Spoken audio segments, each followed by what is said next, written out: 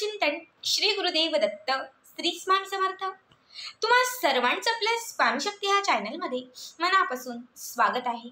स्वामी तुम्हा सर्वांच्या सर्व चांगल्या इच्छा पूर्ण करोत एवढीच स्वामींच्या चरणी प्रार्थना करते आणि आपल्या आजच्या या नवीन आणि सुंदर व्हिडिओला पुन्हा एकदा नव्याने सुरुवात करते।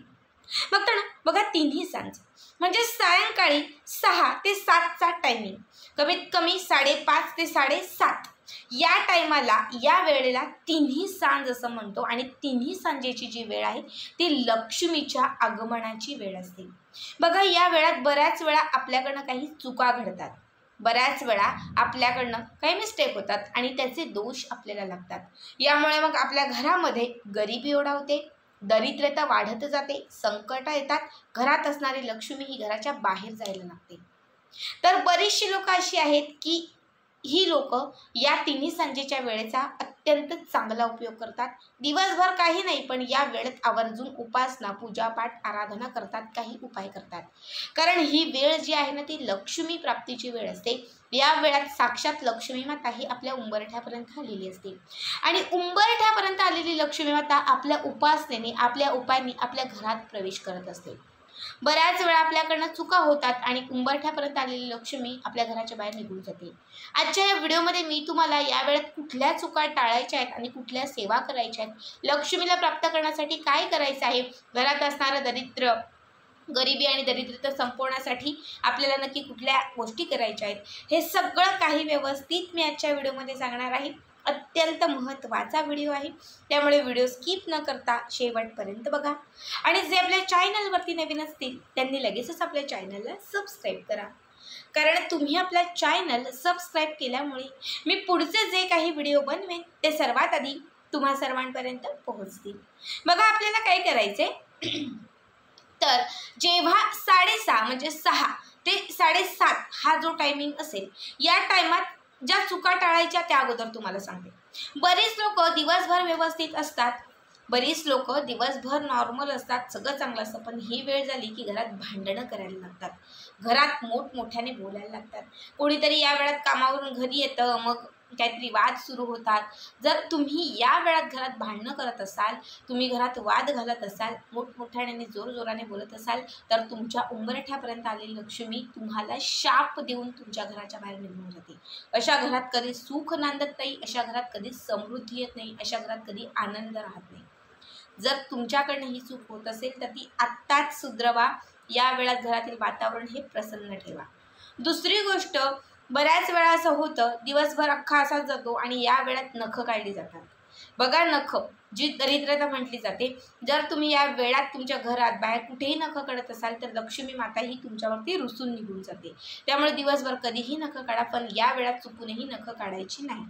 त्याच्यानंतरची तिसरी गोष्ट, बऱ्याच लोकांना सवय असते की संध्याकाळ सायंकाळ झाली की उंबरठ्यावरती बसून राहायचं, उंबरठ्यावरती बसायचं, काहीतरी मोबाईल घेऊन बघायचं किंवा काहीतरी गप्पा करायच्या।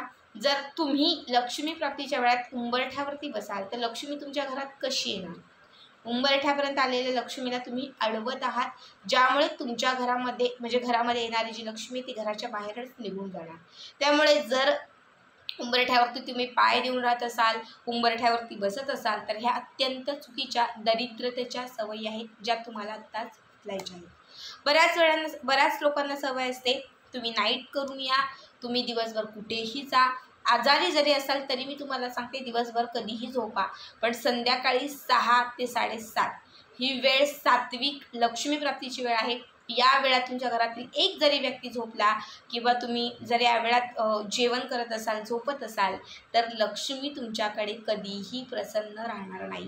कारण ही वेळ घरामध्ये प्रसन्नता आणण्याची वेळ असते, ही वेळ घरात प्रसन्नता ठेवण्याची वेळ असते। आणि जर या वेळात तुम्ही झोपत असाल, लक्ष्मी घरात आल्या आणि तुम्ही झोपल्यात, तर ती लक्ष्मी तुमच्या घरात कधीच नांदणार नाही, ती लक्ष्मी तुमच्या घरात कधीच ती राहणार नाही।